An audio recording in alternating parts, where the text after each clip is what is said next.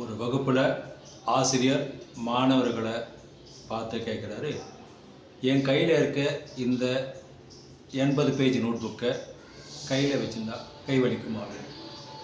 அதுக்கு வலிக்காது சார் அப்படின்னு பசங்க சொல்லியிருக்காங்க. உடனே அதுலேருந்து ஒருத்தரை கூப்பிட்டு அவர் கையில் இந்த நோட் புக்கை கொடுத்து 5 நிமிஷம் வச்சுருக்காரு, 10 நிமிஷம் வைக்க சொல்லியிருக்காரு, 5 நிமிஷம். அந்த பையனுக்கு கொஞ்சம் கொஞ்சமாக லைட்டாக வலிக்க ஆரம்பிச்சு. அப்புறம் சார் ஒரு ஸ்டேஜில், சார் கை ரொம்ப வலிக்குது, இந்த நோட் புக்கை கீழே வச்சிருவா அப்படின்னு கேட்டோம்.